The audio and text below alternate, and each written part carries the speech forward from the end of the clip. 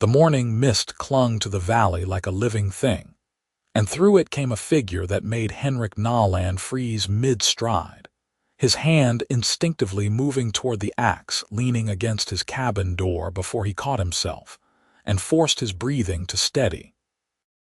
She stood at the edge of his wheat field, green skin almost luminous in the dawn light, her powerful frame hunched slightly as if trying to make herself smaller, tusks just visible as her lips parted in what might have been fear or exhaustion. Henrik had seen orcs before, of course, during his years as a militiaman on the northern border, but never like this, never alone and unarmed and swaying on her feet like she might collapse at any moment. For a long moment, they stared at each other across the dewy grass, and then Henrik made a decision that would have earned him a flogging back in his military days. He straightened, set his shoulders, and called out in as gentle a voice as he could manage, "Good morning." The orc girl went absolutely still, so motionless she might have been carved from stone, her amber eyes wide and locked on him with an intensity that made his skin prickle. Henrik realized she was young, maybe 20 summers at most, with small tusks that curved up from her lower jaw and pointed ears that twitched slightly as if testing whether she had heard him correctly. Her clothes were torn and stained with something dark that might have been blood, and now that he looked closer he could see she was favoring her left side, one arm wrapped protectively around her ribs. "I said good morning," Henrik repeated, taking a careful step forward with his hands visible and empty. "Are you hurt?" She blinked then, a slow, deliberate movement, and her mouth worked silently before she managed to speak in a voice rough with disuse. "You spoke to me." "Yes," Henrik said simply, because what else could he say to that? "You are on my land and you look like you need help. Are you hurt?" He repeated the question because she had not answered and because he could see the way she trembled now that the initial shock was wearing off. "Why?" The word came out almost accusatory, her free hand clenching into a fist at her side. "Why would you speak to me? I am orc. You are human. You should be calling for your neighbors, for armed men to drive me away or worse." Henrik considered that, considered the very real possibility that this was some kind of trap or trick, but he had always trusted his instincts, and his instincts said this girl was no threat to anyone except perhaps herself, if she kept standing there bleeding. "I am calling no one," he said firmly. "And I asked you a question twice now without an answer. Are you hurt?" Her legs gave out then, folding under her with no warning, and Henrik lunged forward without thinking to catch her before she hit the ground. She was heavier than he expected, solid muscle under the green skin, and up close he could smell blood and sweat and something else, something wild like pine trees and storm clouds.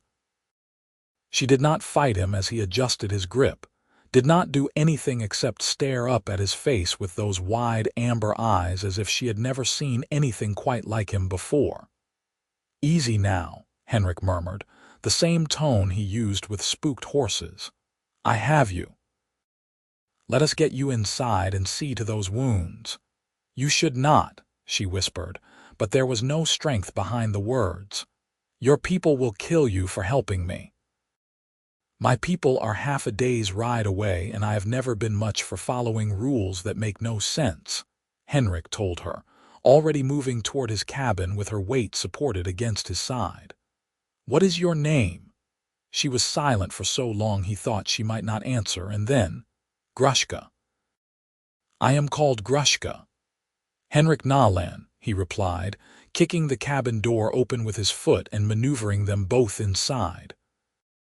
The interior was simple but clean. A single large room with a sleeping pallet in one corner, a stone hearth in another, a rough wooden table with 2 chairs, and shelves holding his meager possessions. He guided Grushka to the pallet and helped her sit, noting the way she winced when her weight shifted to her left side. "I need to see where you are hurt," Henrik said, already moving to the hearth to stoke the fire and set a pot of water to heat. "Can you remove your shirt, or do you need help?" Grushka's tusks caught the firelight as she worked her jaw, clearly wrestling with some internal debate. "I can manage," she said finally, and began working at the ties of her rough leather vest with clumsy fingers. Henrik busied himself gathering clean cloth for bandages, and the small jar of salve he kept for cuts and burns, giving her what privacy he could in the small space. When he turned back, she had removed the vest and the torn shirt beneath, leaving her torso bare except for the binding cloth wrapped around her breasts. His breath hissed out at the sight of the wound, a long gash that ran from just below her ribs down to her hip, the edges angry and inflamed. "What did this, sword?" Grushka said shortly. "3 days ago, maybe 4. I have lost track of time." "This needs cleaning and stitching," Henrik said, bringing the pot of now warm water and his supplies over to kneel beside the pallet. "It is going to hurt." "I know pain," Grushka said, but her voice was tight. "Do what you must." Henrik worked as gently as he could, cleaning the wound with water and then dabbing it with the sharp-smelling tincture his mother had taught him to make from pine sap and herbs. Grushka made no sound beyond a sharp intake of breath, her jaw clenched so tight he thought her tusks might crack.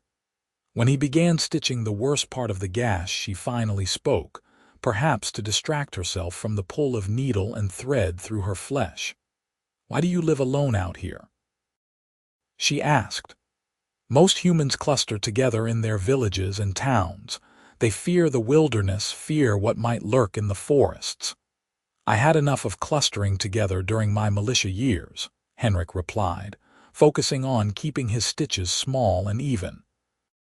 5 years of following orders and sleeping in barracks, and watching my friends die in pointless skirmishes over border disputes that mean nothing to common folk. When my term was up, I took my discharge pay and bought this land and built this cabin, and I have not regretted it once." "You fought orcs," Grushka said. "It was not a question." "Yes," Henrik admitted, seeing no point in lying, "and orcs fought us. And at the end of each battle there were dead on both sides and nothing gained except more hatred and more fear. I got tired of it, tired of being told that your people are monsters when the worst monster I ever met was a human sergeant who liked to torture prisoners." Grushka was quiet for a moment then. "You are unusual for your kind." "Maybe," Henrik allowed, tying off the last stitch and sitting back to examine his work. "Or maybe I just saw more than most and learned different lessons from it. That should hold if you rest and let it heal properly. You are staying here until you can walk without tearing those stitches, and I do not want to hear arguments about it." "I cannot stay," Grushka protested, trying to sit up and going pale when the movement pulled at her wound. "If I am found here, you will be killed.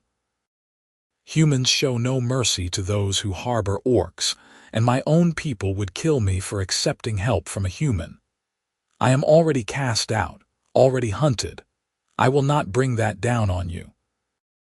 Henrik stood and went to the hearth, ladling some of the thin vegetable soup he had made yesterday into a wooden bowl. "You are cast out?" he asked, bringing the soup back to her. "That is why you were alone out here?" Grushka took the bowl with both hands, staring down at it as if she did not quite believe it was real. "I refused an order," she said quietly. "My clan was going to raid a human settlement, kill the men and take the women and children as slaves. I said no. I said they were farmers, not soldiers, that they had done nothing to us. My chieftain said I was weak, corrupted by human thinking. He would have killed me, but I ran. I have been running for weeks now, surviving on what I could scavenge, trying to reach the southern mountains where there are supposed to be orc communities that do not live by the old ways." "Eat," Henrik said gently, settling into one of the chairs at his table. "We can talk more when you have food in you and some proper rest. You are safe here, Grushka. I promise you that. She lifted her gaze to meet his, those amber eyes shining with something that might have been tears. No one has shown me kindness since I left my clan, she whispered. No one has even spoken to me like I am a person instead of a beast. Why? Why would you do this? Henrik thought about that, about the real answer that he could not quite articulate even to himself. Because you needed help, he said finally. And because I looked at you standing in my field and I did not see a monster or an enemy. I just saw someone who was hurt and scared and alone. That seemed like reason enough. Grushka said nothing more, but she drank the soup in slow, careful sips. And when she had finished, Henrik took the bowl and helped her lie back on the pallet. She was asleep, almost before her head touched the folded blanket he used as a pillow. Her breathing evening out into the deep rhythm of exhaustion, finally surrendering to safety.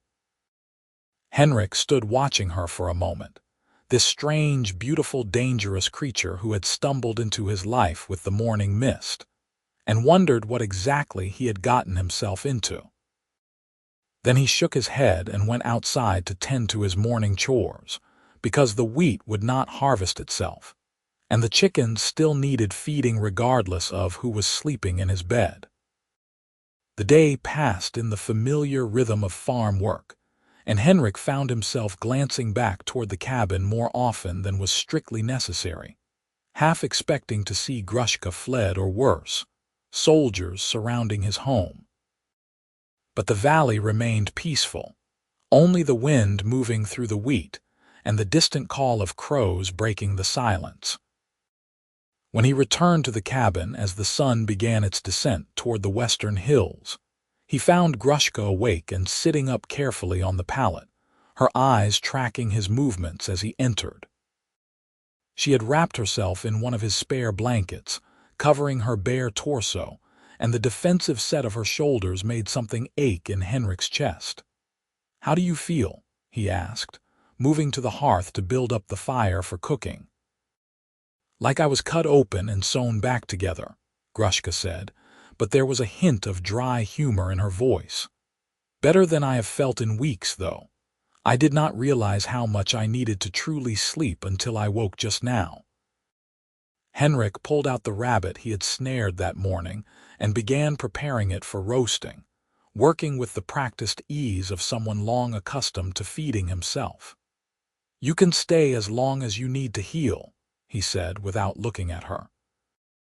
"I have food enough for two, and the work is easier when shared. When you are well enough to travel, I will give you supplies and directions to the southern mountains." "Just like that?"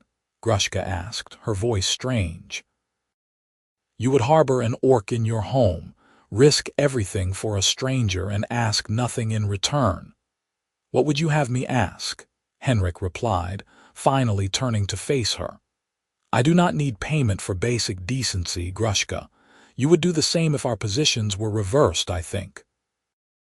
She looked away then, her jaw working. "I want to believe that is true, but I have seen too much cruelty from both our peoples to be certain. My own clan cast me out for refusing to kill humans. Your kind hunts mine like animals. Where is there room in this world for decency?" Henrik came over and settled onto the floor near the pallet, not too close but close enough to speak quietly. "Maybe there is room in the spaces between," he said. "In places like this, where the politics and the hatred have not quite reached yet. I will not pretend to know the solution to centuries of conflict, but I know what I can do here and now. And right now, I can offer you shelter and food and time to heal. That seems like enough of a start." Grushka turned her face back to him, and in the firelight her green skin seemed to glow from within. "You are a strange man, Henrik Nolan. I do not know what to make of you." "That makes two of us," Henrik said with a slight smile. "I have never had an orc as a house guest before. We shall figure it out as we go." Over the next few days, they fell into an unexpected rhythm. Grushka's strength returned slowly but steadily, aided by regular meals, and the safety that let her body finally focus on healing rather than just survival. She was a quiet presence at first, watching Henrik work around the cabin and the farm with wary eyes, as if expecting him to suddenly turn on her or reveal some hidden cruelty. But Henrik simply went about his life as he always had, rising with the sun to tend his crops and animals, preparing simple meals, maintaining the cabin and tools, and treating Grushka with the same steady kindness he would show any guest. On the third day, she insisted on helping despite Henrik's protests, and he watched with resignation as she limped outside to feed the chickens. She moved carefully, one hand always pressed to her side, but there was determination in every line of her body.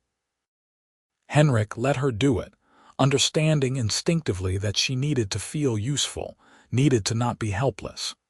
"You have a good setup here," Grushka commented that evening as they sat at the small table eating roasted vegetables and bread. "The land is fertile, your animals are healthy. You have built a good life." "It is simple, but it is mine," Henrik agreed. "No one to answer to but myself, no orders to follow. I grow what I need and trade the surplus at the village for things I cannot make. It suits me." "You go to the village?" Grushka's voice sharpened with concern. "How often?" "Once a month or so," Henrik said. "I'm due to go in about 2 weeks." "Why?" "Because if anyone sees me here, sees signs of me, you will be in danger," Grushka said urgently. "Henrik, your people do not tolerate orc sympathizers. I have seen what they do to humans who help my kind. It is not quick, and it is not merciful." Henrik met her eyes steadily across the table. "Then we will make sure no one sees you. When I go to the village, you will stay hidden in the cabin. It is not as if I have close neighbors who drop by unexpectedly. The nearest farm is over an hour's walk." "You are taking a terrible risk," Grushka said, her voice low and intense. "Why? You keep saying you are just being decent, but this goes beyond decency. This is putting your life on the line for someone you barely know. Help me understand, Henrik, please." Henrik was silent for a long moment, turning his cup of water in his hands. "When I was in the militia," he said finally, "there was a battle near the Wolfspine Forest. We were outnumbered and outmaneuvered, and we would have been slaughtered to the last man if a group of orc warriors had not broken ranks to protect their own wounded who were caught between our forces. The distraction gave us time to retreat. I never forgot that. Never forgot seeing those orc warriors choose mercy over victory, choose to protect the vulnerable even when it cost them the battle. After that, I started questioning everything I had been told about your people being mindless savages who knew nothing but violence." Grushka stared at him, her lips parted slightly in surprise. "I did not know humans could see such things, could recognize honor in an enemy." "Most do not," Henrik admitted. "Most see only what they want to see, what their fear and prejudice tell them to see. But I have never been good at believing things just because everyone else does. I prefer to judge individuals by their actions, not by their species or their clan. You refuse to slaughter innocents even knowing it would cost you everything. That speaks to who you are, Grushka. That tells me you are worth helping." Something in her expression cracked then, a wall coming down that Henrik had not fully realized was there. "Thank you," she said roughly. "Thank you for seeing me as a person. You cannot know how much that means." They talked late into the night after that, the conversation flowing more easily than before. Grushka told him about her childhood in the clan, about the rigid hierarchy and the constant emphasis on strength and conquest, about the mother who had died when she was young, and the father who had tried in his own harsh way to prepare her for survival in their unforgiving culture. Henrik shared stories of his own upbringing on a small farm much like this one, about parents who had died of fever when he was 16, about joining the militia, because he needed purpose and income and protection that could only come from being part of something larger than himself. "Do you regret it?" Grushka asked. "Joining the militia, fighting in the wars?" Henrik considered that carefully. "I regret the lives that were taken on both sides. I regret the time wasted on hatred and violence. But I do not regret the lessons I learned or the experiences that shaped who I am now. The past cannot be changed, only learned from. I choose to let it teach me to be better rather than to be bitter." "That is a wise way to look at it," Grushka said softly. "I am still learning to let go of my own anger and bitterness over being cast out. Some days it feels like it will consume me." "Give it time," Henrik advised. "Healing is not just about the body. The heart and mind need time too." As the days turned into a week, and then more, Henrik found himself growing increasingly aware of Grushka as more than just a guest or a patient needing care. He noticed the grace in how she moved when she thought no one was watching, the surprising gentleness of her hands when she helped with delicate tasks like mending or preparing food. He noticed the way firelight caught in her dark hair, the sound of her rare laughter when he said something accidentally amusing, the fierce intelligence in her amber eyes when they discussed topics ranging from farming techniques to philosophy, to the politics that kept their peoples at war. Grushka was healing well, the angry wound on her side fading to a healthy pink scar, her strength returning until she could move without obvious pain. She had taken over several of the household chores without being asked, seeming to find satisfaction in contributing to the maintenance of the small farm. Henrik came back from working in the wheat field one afternoon to find her kneeling in the vegetable garden, pulling weeds with focused intensity. Her green skin sheened with sweat in the late summer heat. "You do not have to do that," he called out, though he could not help smiling at the sight of her careful work.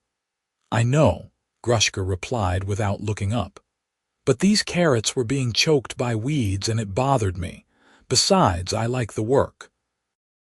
It is honest and simple, and I can see the results of my effort immediately. Very different from the endless training and fighting that filled my days in the clan." Henrik came to kneel beside her, helping with the weeding.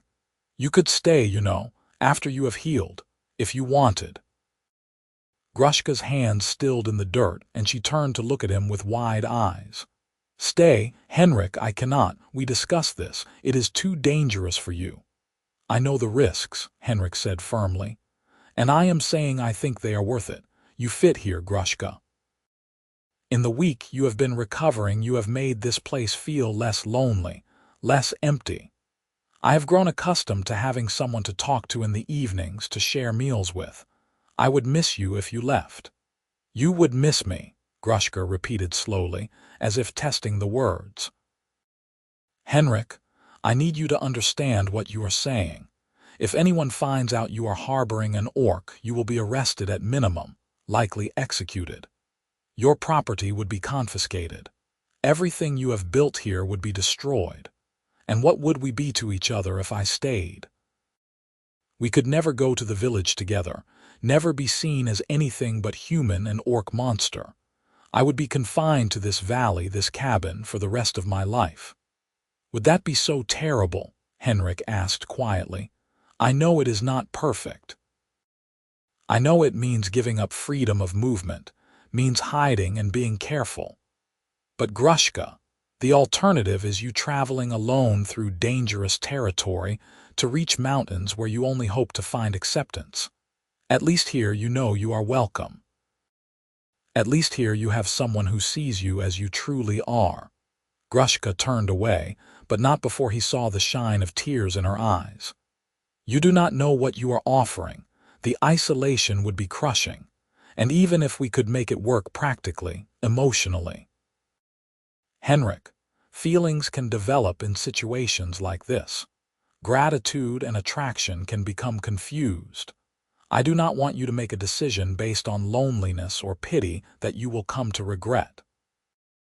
"I am not confused," Henrik said, the words coming from somewhere deep in his chest before he could think better of them.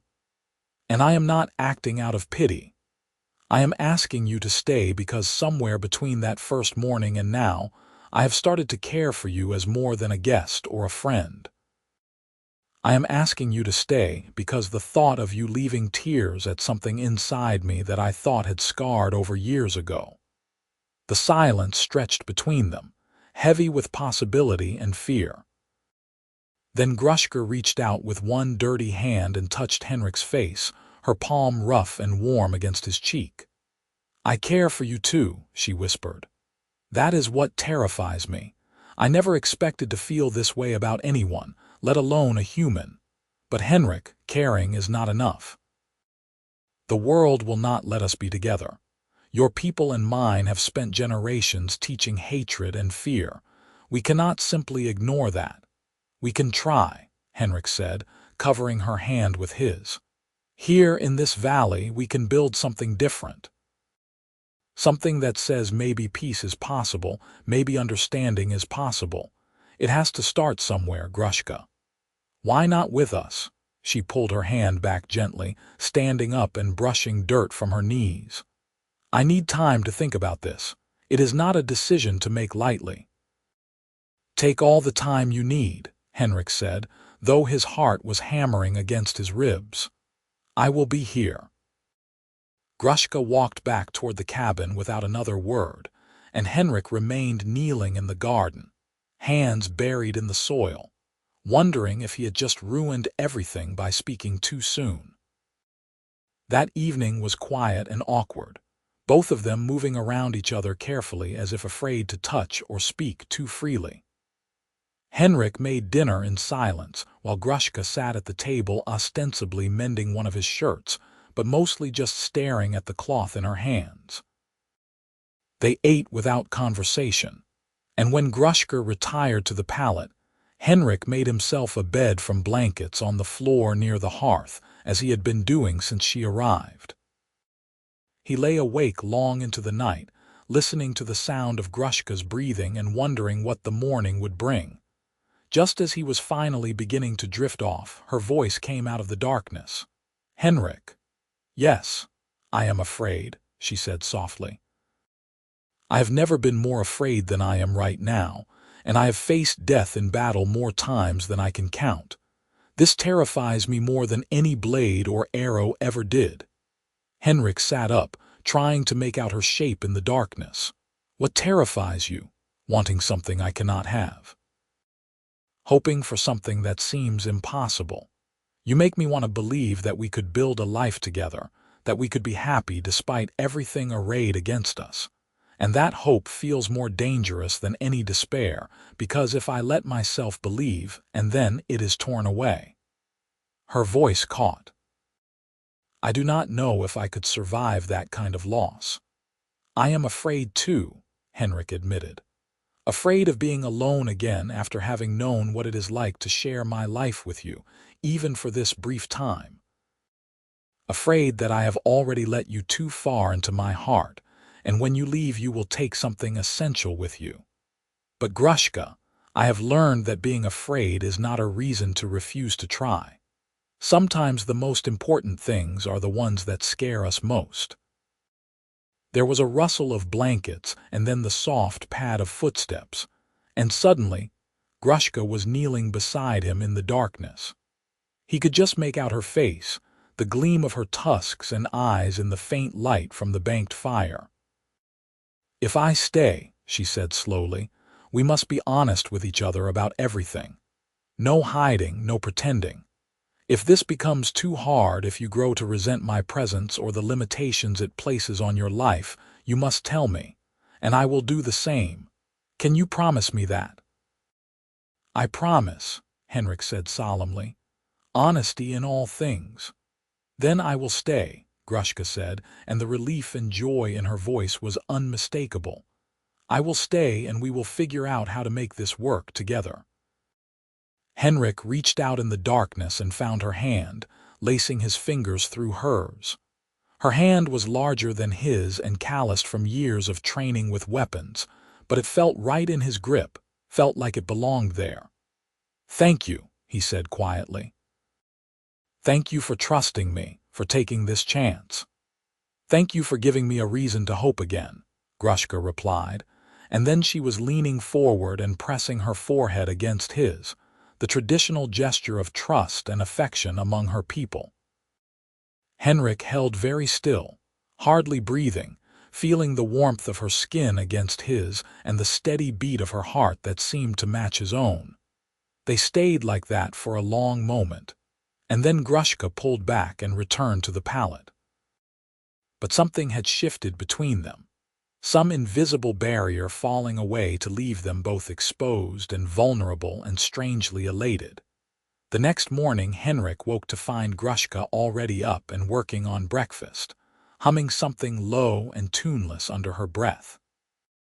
When she saw him stirring, she smiled, a real genuine smile that showed her tusks and made her eyes crinkle at the corners, and Henrik felt his own face split into an answering grin. "Good morning," he said, echoing those first words he had spoken to her. "Good morning," Grushka replied, and this time there was no shock or disbelief in her voice, only warmth and contentment. They fell into new patterns after that, learning each other's rhythms and preferences, building a shared life from the small daily acts of domesticity. Grushka took over more of the farm work as her strength returned fully, proving to have a surprising affinity for the animals. The chickens followed her around like she was one of their own, and even the goat that had always been standoffish with Henrik would come when Grushka called. "You have a gift with them," Henrik observed one afternoon, watching Grushka gently examine the goat's hooves while the animal stood placidly. "Animals do not care about species or clan," Grushka said without looking up. "They care about how you treat them, whether you are patient and gentle. I wish humans and orcs could be more like animals in that respect."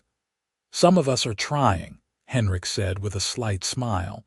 "It is slow going, but we are trying." They worked on harvesting the wheat together in the days that followed, the hard physical labor made easier by having two pairs of hands. Henrik taught Grushka how to use the scythe properly, standing behind her to adjust her grip and angle, acutely aware of the warmth of her body against his, and the way her breath caught slightly when his hands covered hers. Grushka learned quickly, her natural strength and coordination making her a fast and efficient harvester once she understood the technique. "You are better at this than I am," Henrik joked after watching her clear a section of field in the time it would have taken him half again as long. "I am stronger," Grushka said with a shrug. "That is simply orc physiology, but you are more efficient in your movements. Watch." She went through the motions slowly, showing him how he minimized wasted energy in ways she was still learning. "You make it look effortless because you have perfected the technique. I am just using brute force." "Then we are a good team," Henrik said. "Your strength and my technique, we balance each other." Grushka paused in her work to look at him, her expression soft. "Yes," she said quietly. "We do balance each other. I had not thought of it that way, but you are right."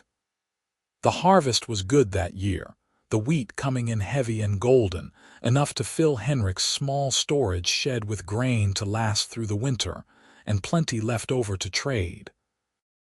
As the days grew shorter and the nights cooler, Henrik began to fret about the trip to the village he would need to make soon. "I do not like leaving you alone," he admitted to Grushka one evening as they sat by the fire. "I know you can take care of yourself, but if something happened while I was gone—" "Nothing will happen," Grushka said firmly.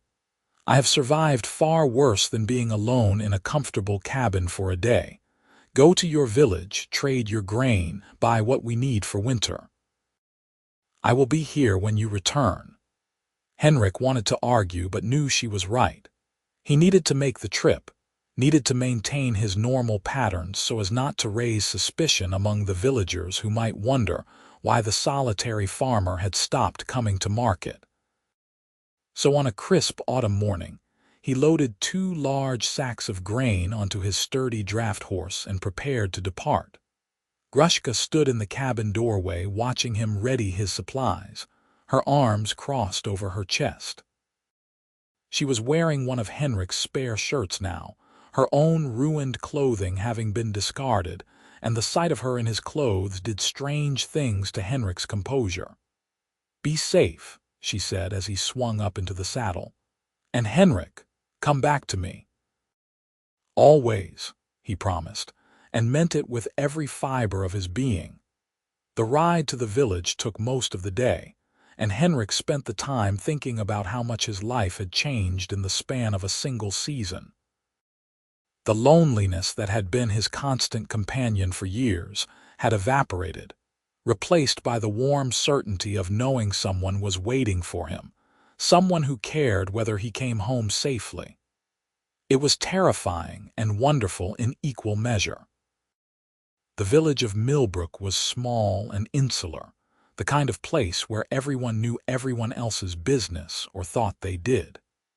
Henrik had always been something of an outsider here, despite having grown up less than a day's ride away. His time in the militia had marked him as different, someone who had seen things beyond the village's narrow understanding, and his choice to live alone as a bachelor had only deepened the divide. He conducted his business quickly and efficiently, trading grain for salt and sugar and other supplies he could not produce himself, exchanging pleasantries with the merchants, but volunteering no information about his personal life. He was just finishing his transactions at the general store when a heavy hand fell on his shoulder. "Henrik Nolan," a familiar voice drawled. "Been a while since we have seen you in town. Thought maybe you had finally gotten yourself killed by bandits or wolves out there all alone." Henrik turned to face Marcus Hale, a man he had served within the militia and one of the few people in Millbrook who made an effort to maintain any kind of friendship with him. Marcus was a large man with a florid face and an easy laugh, married to one of the local girls and settled into life as a blacksmith. "Still alive and kicking," Henrik said with a slight smile. "Takes more than wolves to finish me off.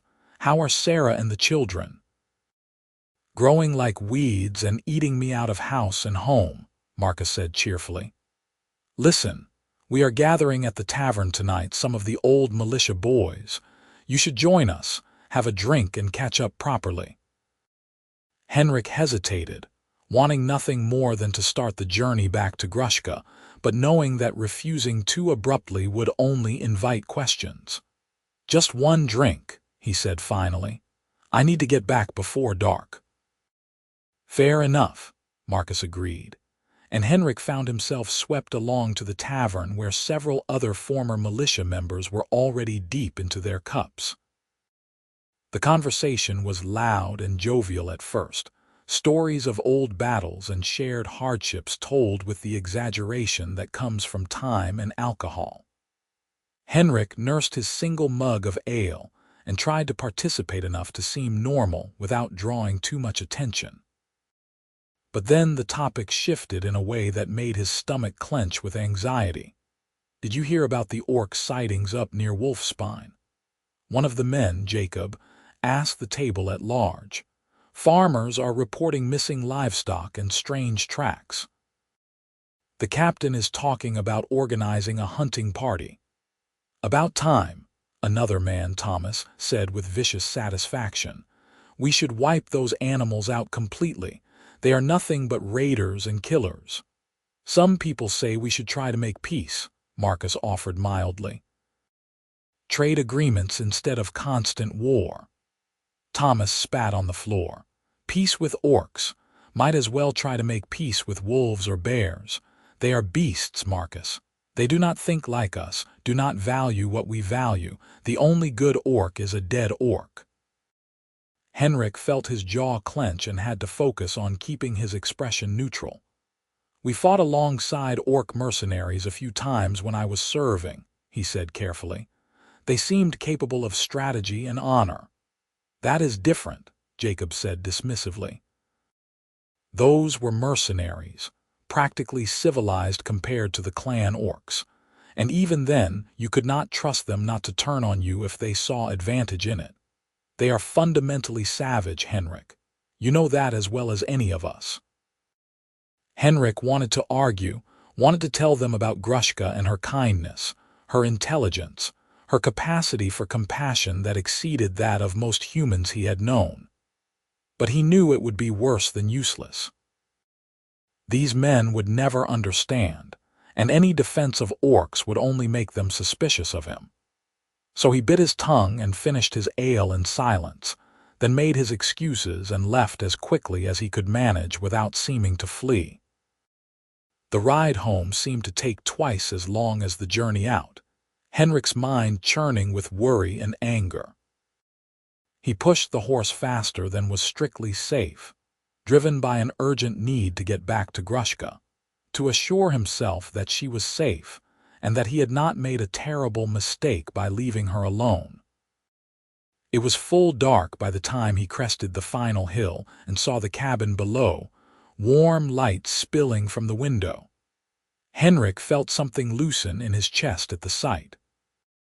He urged the horse down the slope and dismounted in a rush, barely taking time to secure the animal before he was pushing through the cabin door. Grushka looked up from where she sat at the table, surprise and relief flashing across her face. "Henrik, you are back. I did not expect you until morning." Then she saw his expression and stood quickly. "What is wrong? What happened?" Henrik crossed the space between them in 3 long strides and pulled her into his arms, holding her tight against his chest. Grushka went rigid with surprise for a moment, then slowly relaxed and returned the embrace, her strong arms wrapping around his back. "They want to hunt your people," Henrik said roughly into her hair. "There was talk in the village of orc sightings and organizing hunting parties. They spoke of your people like they were animals, Grushka. Less than animals. And I could not say anything, could not defend you without risking everything. I have never felt so useless and cowardly in my life." Grushka pulled back just enough to look at his face, her hands coming up to cup his jaw. "You are not a coward," she said fiercely. "You are protecting both of us by being careful, Henrik. If you had spoken up, you would have been arrested or killed, and then what protection would I have? You did the right thing even though it hurt. That takes courage." "I hate it," Henrik said. "I hate the lies and the hiding and the constant fear of discovery. You deserve better than this." "I have exactly what I need," Grushka said, her thumbs brushing over his cheekbones.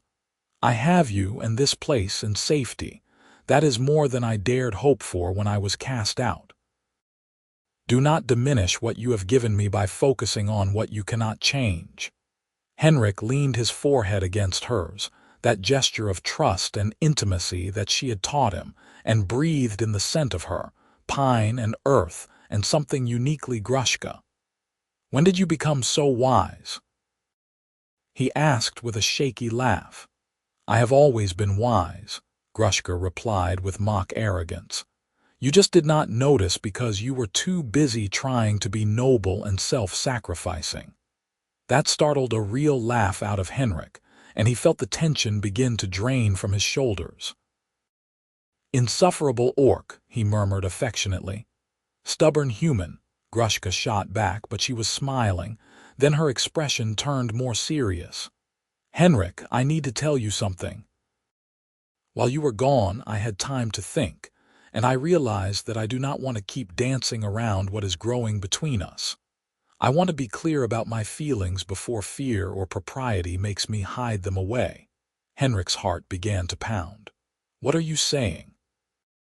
"I am saying that I love you," Grushka said simply, the words falling into the space between them like stones into still water. "I love your kindness and your courage and the way you see me as a person rather than a monster or a curiosity. I love the life we are building here and the man you are when you think no one is watching. I love you, Henrik Nolan, and I needed you to know that." For a moment Henrik could not speak, could not breathe, could only stare at her green face with her amber eyes and small tusks and feel his entire world realign around this moment. "I love you too," he finally managed, his voice rough with emotion. "I think I have loved you since you stood in my wheat field looking so fierce and so frightened, and I knew I would do anything to keep you safe. I love you, Grushka. I love you." They kissed then, awkward at first because of the difference in their mouths, her tusks requiring careful angling, but they learned quickly, adjusting and adapting until it was perfect. Henrik ran his hands up her back and into her hair, marveling at the warmth of her, the solid reality of her in his arms. Grushka made a low sound in her chest and pulled him closer, her superior strength evident in the ease with which she moved him. When they finally broke apart, both breathing hard, Henrik took her hand and led her to the pallet that had been hers but would now be theirs. They lay down together fully clothed, neither pushing for more than the intimacy of holding each other, and Henrik thought he had never been happier than in this moment with Grushka's head tucked under his chin, and her arm draped across his waist. "We will make this work," he whispered into the darkness.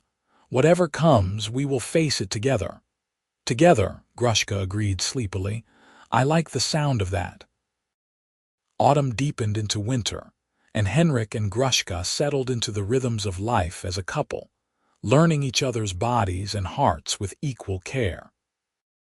They made love for the first time on a night when the first snow was falling, the cabin warm from the fire and their own heat, and Henrik discovered that orc women were as varied and complex in their desires as human women, that Grushka could be fierce and tender, demanding and giving, all in the space of a single evening. The physical intimacy only deepened the emotional bond between them, until Henrik could not imagine his life without her in it. They worked side by side through the short winter days, maintaining the farm and animals, preparing for the harder weather to come. Grushka taught Henrik words in the orcish language, the harsh, beautiful syllables that spoke of stone and storm and survival. Henrik taught her to read and write in the common tongue, something her clan had never bothered with, and delighted in watching her painstakingly form letters until she could write her own name and then his. They had one dangerous moment in late winter when a hunter passed through the area, tracking a wounded elk. Grushka had been outside when Henrik spotted the man approaching, and she barely had time to sprint for the cabin and hide in the small root cellar beneath the floor before the hunter was knocking on the door. Henrik opened it with his heart in his throat, forcing his expression into one of mild surprise. "Help you, tracking an elk," the hunter said, a grizzled older man with sharp eyes. "Saw tracks leading this way. You seen anything?" "No elk," Henrik said truthfully. "Just my chickens and goat." "You are welcome to look around the property if you like." The hunter did so, and Henrik stood in the doorway trying to appear unconcerned while his mind raced with fear of what would happen if the man decided to come inside and search more thoroughly. But after a cursory examination of the yard and outbuildings, the hunter tipped his hat and moved on, following the elk tracks that fortunately led away from the cabin. Henrik waited until the man was out of sight before letting Grushka out of the cellar. She emerged pale and shaking, and they held each other for a long time without speaking, both of them acutely aware of how close they had come to disaster. "We cannot keep doing this," Grushka said that night as they lay in bed. "Living in constant fear of discovery, hiding any time another human comes near. Henrik, what kind of life is this?" "It is the life we have," Henrik said, but even he could hear the defeat in his voice. "What other choice do we have? If we reveal our relationship, we will both be killed." I know, Grushka said miserably. I just wish things could be different. I wish I could stand beside you openly, wish we could build a real future instead of stealing moments between fears. Henrik held her tighter, his mind working through possibilities and finding no good solutions. Maybe someday, he said quietly. Maybe if enough people start questioning the old hatreds, if enough humans and orcs refuse to fight their parents' wars, change has to start somewhere. But not today, Grushka finished sadly. Not in our lifetime. Perhaps not, Henrik agreed. But that does not make what we have any less real or valuable. We love each other, Grushka. We have built something beautiful here despite all the forces arrayed against us. That matters. That means something. Grushka said nothing, but she pressed closer to him, and Henrik felt the dampness of tears against his chest. He stroked her hair and made wordless sounds of comfort and wished desperately that he could give her more, could give her the freedom and acceptance she deserved. Winter passed, and spring came again, the valley bursting into life and color. Henrik and Grushka planted a larger garden this year, adding new crops and expanding the flock of chickens. They talked about getting pigs, about building additions to the cabin, about all the ways they could improve and expand their small homestead. They were building a future together, even if that future had to remain hidden from the wider world. Henrik made another trip to the village in early spring to trade preserved vegetables and eggs for seed and supplies. He returned with not just what they needed, but also a small package he had bought on impulse from a traveling merchant. That evening he presented it to Grushka with hands that trembled slightly. "What is this?" she asked, turning the cloth-wrapped bundle over curiously. "Open it," Henrik said, unable to keep the nervousness from his voice. Grushka unwrapped the cloth to reveal a delicate bracelet made of polished river stones and woven cord, simple but beautiful. Her breath caught as she realized what it meant. In orc culture, Henrik had learned, the exchange of gifts made by one's own hands was a declaration of intent to bond, the equivalent of a human marriage proposal. He had agonized over how to navigate the traditions of both their peoples, had finally decided on something that blended both. The bracelet itself was human work, purchased rather than made, but Henrik had spent weeks collecting the stones from the stream that ran through his property, choosing each one carefully for color and shape. He had spent his evenings in the village polishing them smooth and working them into the cord with his own clumsy fingers, making the gift as much his creation as he could manage. "Henrik," Grushka whispered, her eyes shining with tears. Is this?" "I am asking you to be my wife," Henrik said, dropping to one knee in the human fashion. "Or my bonded mate in your people's terms. I am asking you to commit to spending your life with me, officially and deliberately, not just as circumstance but as choice. I know we cannot have a ceremony or witnesses. I know it can never be legally recognized by either of our peoples. But between us, in our hearts, I want you to be mine and I want to be yours. Will you marry me, Grushka?" Grushka was crying openly now, tears streaming down her green cheeks as she nodded frantically. "Yes," she managed through the tears. "Yes, 1,000 times yes. I will bond with you, I will marry you, I will be yours in every way that matters." Henrik slipped the bracelet onto her wrist, his own hands shaking, and then Grushka was pulling him to his feet and kissing him desperately, tasting of salt and joy. When they finally broke apart, Grushka fumbled at the leather cord she wore around her neck, pulling it over her head to reveal a small carved tusk, the personal marker of an orc warrior. "This was my mother's," she said, pressing it into Henrik's palm. "It is all I have of her, and it is the most valuable thing I own. In orc tradition, the exchange of personal tokens binds two lives together. I give this to you freely," Henrik Nolan, and I claim you as my mate before any gods or spirits that might be watching." Henrik closed his fingers around the carved tusk, feeling the weight of it both physically and symbolically. "I claim you as my wife," he said, using the human phrasing, "in this life and whatever may come after." They made love that night with a new urgency and tenderness, every touch and kiss a promise and a prayer. In the morning they woke as husband and wife, bonded mates, and the world seemed impossibly bright with possibility. Spring turned to summer, and they fell into new rhythms as a married couple, speaking of plans and dreams with the confidence of permanence. Grushka's belly began to swell with their child by midsummer, and Henrik found himself overwhelmed with a complex tangle of joy and terror at the thought of bringing a half-orc child into a world that would reject it utterly. "We will protect them," Grushka said fiercely when he voiced his fears. "We will raise them here in this valley and teach them to be proud of both their heritages. They will know love and acceptance even if the wider world offers only hatred." "What if something happens to us?" Henrik asked, the question that haunted his dreams. "What if we are discovered?" "Our child would be left alone, orphaned and hunted." "Then we make sure nothing happens," Grushka said firmly.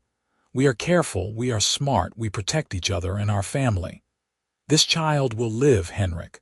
They will grow up strong and loved. I refuse to accept any other possibility." Her certainty was contagious, and Henrik found himself believing despite his fears. They prepared for the baby through the summer and into early autumn, making clothes and blankets, planning how to handle the birth without being able to call for a midwife or healer.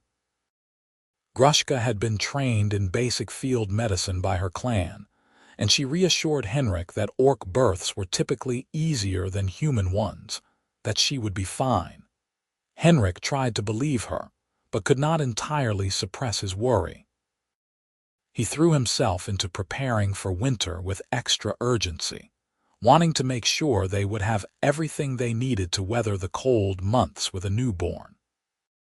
He made one last trip to the village in late autumn, stocking up on supplies and enduring the usual questions about why he never seemed to court any of the local women. "You cannot stay a bachelor forever, Henrik," the general store owner said with heavy-handed concern. "A man needs a wife, needs family. It is not natural living alone out there." "I like my solitude," Henrik said mildly, paying for his goods. "Not everyone is meant for marriage and children." "Shame," the man said, shaking his head. "You would make a good father, I think, steady and hard-working." Henrik fled before the irony of that statement could make him laugh or cry. He was going to be a father, was already preparing for it, but he could never acknowledge it to anyone beyond his small valley. The baby came on a cold night in late autumn, arriving several weeks earlier than Grushka had expected. Henrik woke to find her gripping his arm, her face tight with pain. "It is time," she said through gritted teeth. "The baby is coming." Henrik had thought he was prepared, but the reality of helping his wife through childbirth was more terrifying than any battle he had fought in the militia. Grushka was strong and stoic, but even she could not entirely hide the pain, could not suppress the cries that escaped as the contractions intensified. Henrik did what he could, holding her hand and speaking words of encouragement, and following her instructions when she told him what she needed. The birth took hours, the longest hours of Henrik's life, and when their daughter finally arrived in a rush of fluid and blood, he nearly collapsed with relief. The baby was small but healthy, her cries loud and vigorous, her skin a pale olive green that was lighter than Grushka's but still clearly not human. She had small nubs on her lower jaw where tusks would eventually grow, and her ears came to gentle points. Her eyes, when they opened, were a stormy gray-green that might have come from either parent. "She is perfect," Grushka said hoarsely, cradling the baby against her chest. Henrik, look at her. We made this. We created this beautiful life. Henrik could not speak around the lump in his throat, could only nod and reach out to gently touch his daughter's downy hair. She was the most incredible thing he had ever seen, this impossible blending of two peoples who were supposed to be enemies. Looking at her tiny face, Henrik felt something fierce and protective rise in his chest, a determination that nothing and no one would ever harm this child. They named her Ilara, a name from the old human languages that meant star, because Grushka said she was the light of their lives. Ilara was a good baby, fussy only when hungry or wet, and she grew quickly on Grushka's milk. Henrik found himself constantly amazed by her, by the small sounds she made and the way her eyes began to focus and track movement, by the tiny fingers that would grip his thumb with surprising strength. But the joy of Ilara's arrival was tempered by a new level of fear. A baby's cries could carry far on the wind, could alert any passing travelers or hunters to their presence. They had to be constantly vigilant, constantly ready to muffle Ilara's sounds if anyone approached. The stress was wearing on both of them, though they tried not to let it show. Winter closed in hard that year, snow piling up around the cabin and temperatures dropping to dangerous lows.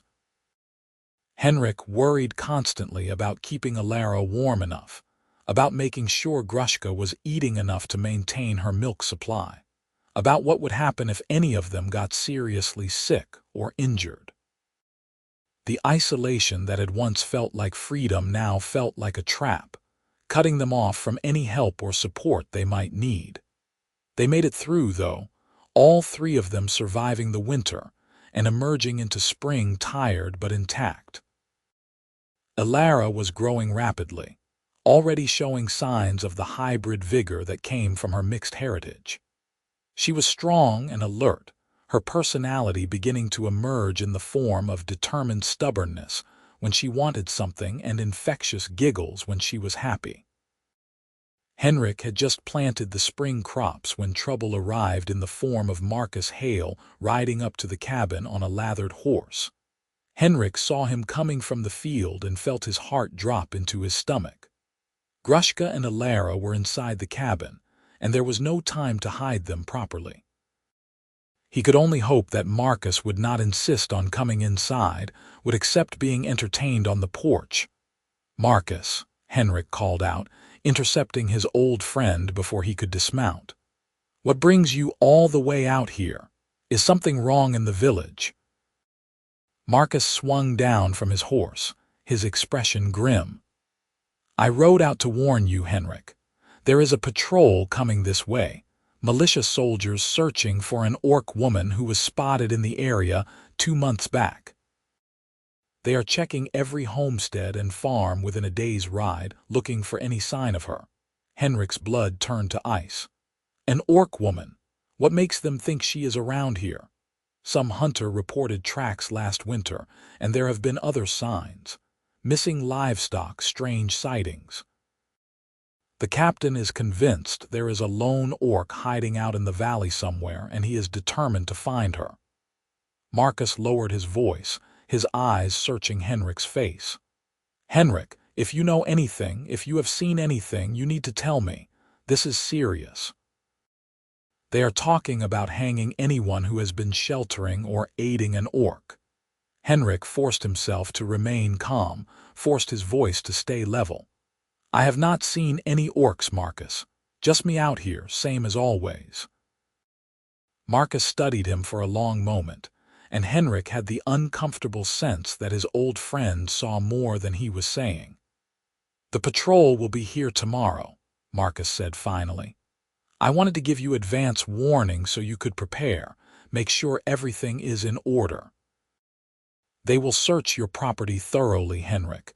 If there is anything you need to take care of before they arrive, now is the time." "I appreciate the warning," Henrik said, his mind racing, "but there is nothing to find. I have been living alone out here for years, Marcus. You know that." I know what you have told people, Marcus said carefully. I also know that you have always been too kind for your own good, too willing to see the humanity in enemies. Just be careful, Henrik. These are dangerous times for anyone who does not toe the line.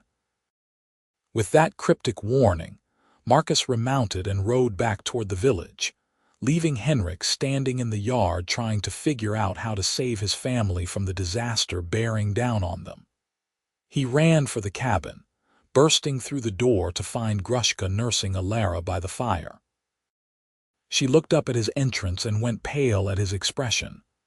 "What is it? What has happened?" "Militia patrol coming tomorrow," Henrik said rapidly, already moving to gather supplies. "They are looking for you specifically, Grushka, searching every farm in the area. We have to get you and Alara out of here, hidden somewhere they will not think to look." Grushka stood carefully, still holding the baby. "Where could we possibly go? Any structure they would search, any cave or shelter would be obvious. Henrik, I do not think we can run from this." "We have to try," Henrik said desperately. "I will not let them take you, will not let them hurt Alara. There has to be a way." They argued frantically through the afternoon, considering and discarding plan after plan.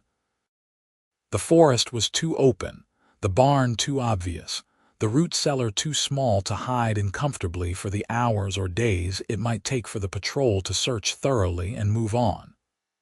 As evening approached, Henrik felt despair beginning to set in. Then Grushka said quietly, "There is one option we have not discussed." "What?" Henrik asked, willing to consider anything.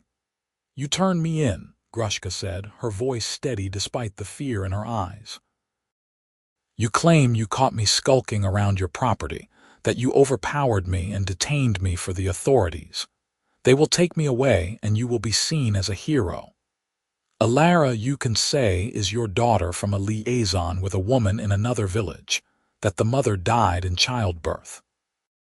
Her features are ambiguous enough that they might believe it, especially if you sold the story well." "Absolutely not," Henrik said furiously. "I am not turning you over to be executed, Grushka. That is not an option. It is the only option that guarantees your safety and Alara's," Grushka said, tears beginning to stream down her face. "Henrik, please. At least this way our daughter survives, at least you survive. I can accept my own death if it means you two live." "No," Henrik said flatly. "We stay together, or we fall together. That is final." They argued deep into the night, Grushka trying to convince Henrik to save himself and Alara, Henrik absolutely refusing to sacrifice his wife. They were still at an impasse when exhaustion finally claimed them, and they fell into a restless sleep tangled together with Alara between them. Henrik woke before dawn with an idea, one born of desperation but possibly workable. He shook Grushka awake and explained rapidly. "The stream that runs through the property. Do you remember the bend where the bank undercuts and forms a hollow space?" "Yes," Grushka said slowly. "But Henrik, that floods whenever it rains heavily. It is not a safe hiding place." "It is not supposed to rain for several days according to the sky," Henrik said. "And it is the one place they would not think to look because it seems so impractical.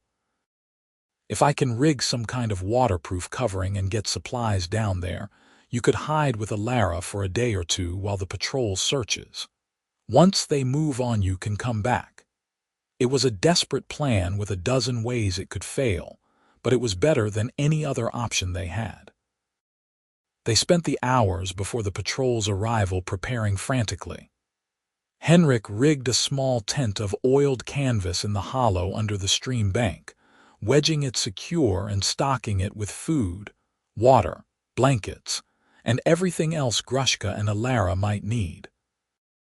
Grushka packed her few possessions and practiced keeping Alara quiet, nursing her until the baby fell into a milk-drunk sleep. The patrol arrived in the mid-afternoon.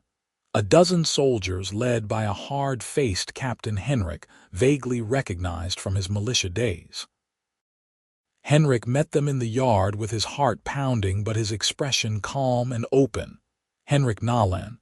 the captain asked, consulting a list. "That is right," Henrik confirmed. "What can I do for you, Captain?" "We are searching for an orc woman last seen in this area," the captain said brusquely.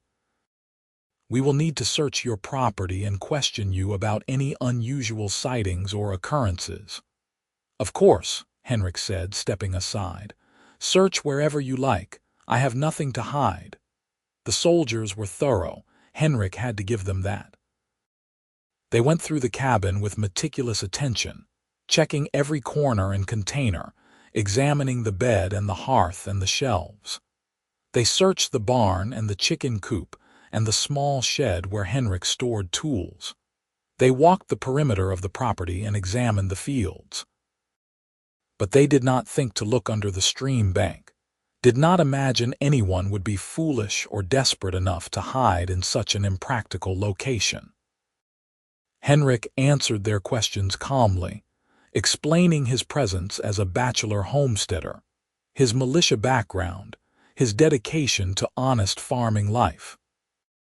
The captain seemed suspicious by nature, but could find no concrete evidence of wrongdoing, no sign that Henrik was anything other than what he appeared. "You have seen nothing unusual?" the captain pressed. "No signs of orc presence, no missing livestock or strange tracks?" "Nothing," Henrik lied smoothly. "Just me and my chickens out here, Captain. Life is quiet and I prefer it that way." The captain studied him for a long moment, then seemed to come to a decision. "Very well. But know that we will be maintaining patrols in this area, Nolan. If you see or hear anything suspicious, you are to report it immediately." "Understood." "Understood, Captain," Henrik said with a respectful nod. The patrol mounted up and rode on to the next homestead, leaving Henrik standing in his yard trying not to collapse with relief. He waited until they were completely out of sight and then longer still, wanting to be absolutely certain they were not doubling back. Only when the sun was beginning to set did he finally creep down to the stream and call softly to Grushka. She emerged from the hiding place like a ghost. Alara clutched to her chest, her face haggard with stress and fear. Henrik helped them both up the bank and back to the cabin, checking obsessively to make sure no one was watching. Once inside with the door barred, he finally let himself breathe, pulling both Grushka and Alara into his arms and holding them like he would never let go. "It is over," he murmured into Grushka's hair. "You are safe. We are all safe." But even as he said it, Henrik knew it was not truly over. The patrols would continue, the suspicion would remain. They had survived this crisis, but there would be others, an endless series of close calls and narrow escapes. Was this really the life he wanted for his daughter, for his wife? Constantly hiding, constantly afraid. That night after Grushka and Alara were asleep, Henrik sat by the dying fire and made a decision.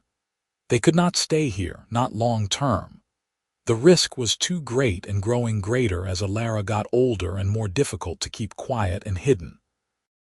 They needed to leave, to find somewhere they could live openly, or at least with less constant fear of discovery. In the morning, he presented his idea to Grushka. "We should go to the southern mountains," he said. "To those orc communities you told me about, the ones that do not follow the old ways. They would accept us, accept Alara. We could live openly as a family." Grushka looked torn. "That is a long, dangerous journey, Henrik. Weeks of travel through wilderness and potentially hostile territory, with a baby. And even if we make it, there is no guarantee those communities would accept a human. You might be trading one form of isolation for another." "Maybe," Henrik admitted, "but at least we would be trying. At least we would be moving towards something instead of just hiding and hoping we do not get discovered. Grushka, I cannot keep living like this. Every day I am terrified that I will lose you, lose Alara. I want better for us, for our daughter." I want to find a place where we can be a real family, where Alara can grow up without shame or fear." Grushka reached out and took his hand, lacing their fingers together. "You are right," she said quietly. "You are absolutely right. We need to try for Alara's sake if nothing else." "When should we leave?" "As soon as we can pack and prepare," Henrik said. "We need to move while the patrols are focused elsewhere before anyone thinks to check on us again." They spent the next week preparing frantically. Henrik sold or traded away everything they could not carry, converting the farm and livestock into portable wealth in the form of coins and easily traded goods. He told anyone who asked that he was thinking of moving closer to the village, tired of the isolation. No one seemed particularly surprised or interested. Henrik Nolan had always been a bit odd, after all, and hermits often eventually craved company. Grushka was anxious about the journey, worried about traveling with a baby, but Alara seemed to sense the importance of what was happening and was unusually well behaved. They packed carefully, prioritizing food and water and warm clothes, trying to plan for every contingency while knowing they could not predict everything they would face. On a cool autumn morning much like the one when Grushka had first stumbled into Henrik's field, they locked the cabin for the last time and set out south. Henrik had his sturdy draft horse laden with supplies, and Grushka carried Alara in a sling against her chest. They walked side by side down the valley and into the forest beyond, leaving behind the life they had built and moving toward an uncertain future. The journey was everything they had feared and more. Autumn rains turned the forest paths to mud that sucked at their boots and made the horse slip and stumble.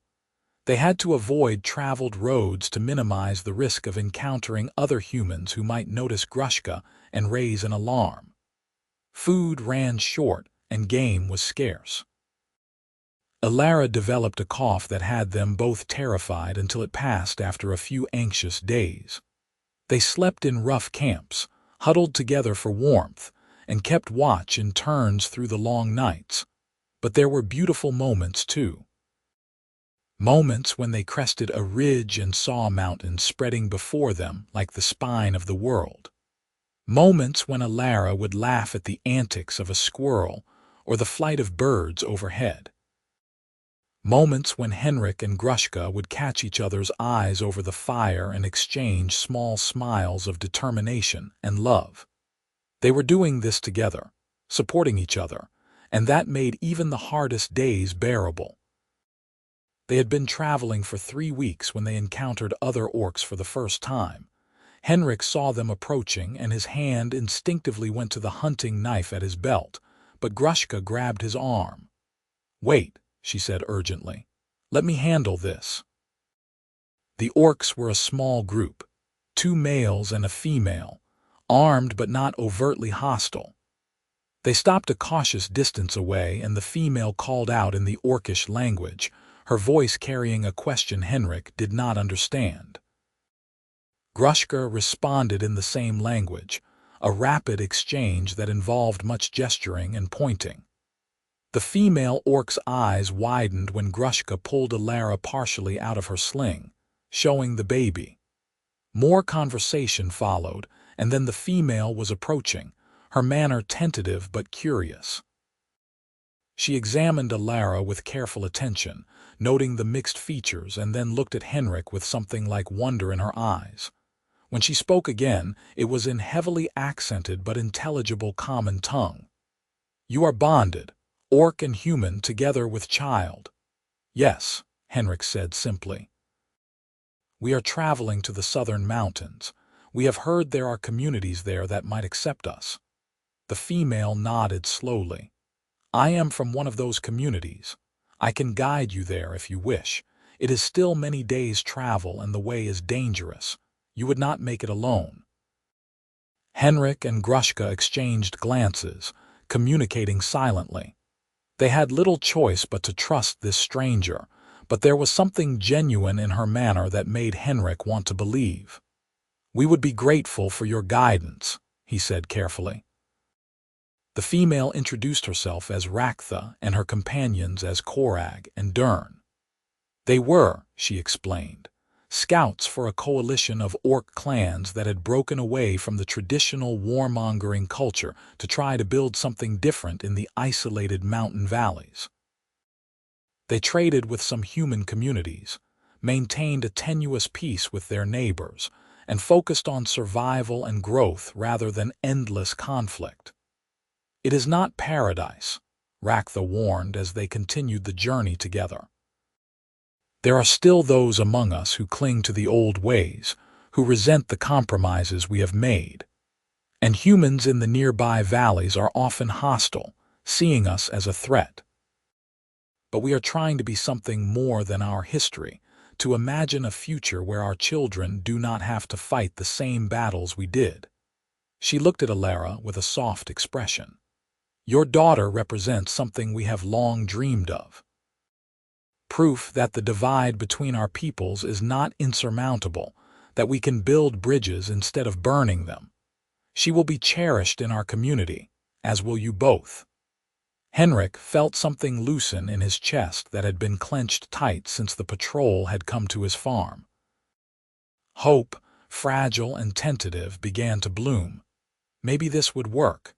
Maybe they really could find a place to belong. The final leg of the journey took them through mountain passes that left them breathless and aching. Paths so narrow Henrik had to lead the horse single file while trying not to look at the drops to either side.